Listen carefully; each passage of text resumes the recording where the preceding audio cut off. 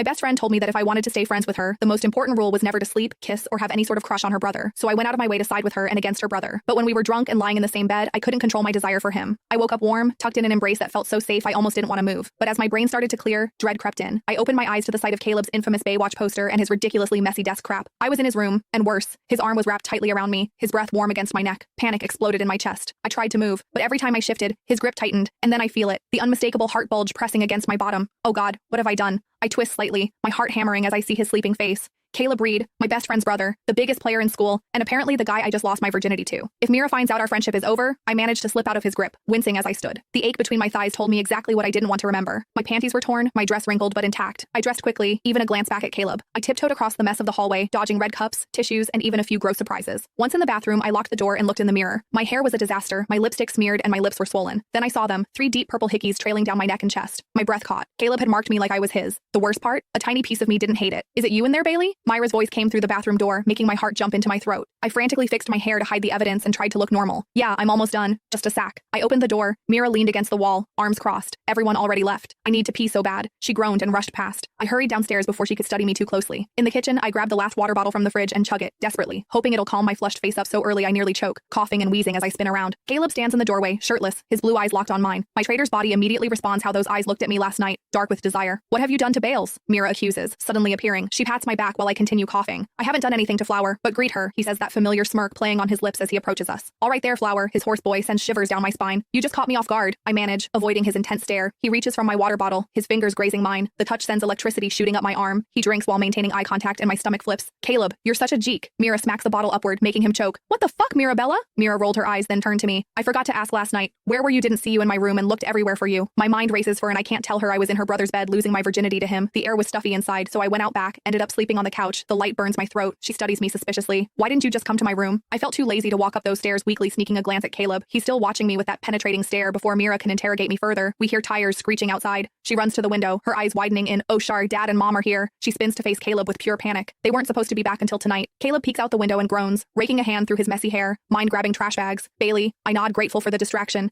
I need to get something upstairs. Mira rushes out, clearly abandoning us to face her parents' wrath alone. I turn toward the pantry, but Caleb was suddenly there, standing way too close. I take a step back, but he reaches out and catches my wrist. Flower. His voice is pure sin, making my knees weak. I look up at him, stunned by the heat in his gaze. It was you last night, wasn't it?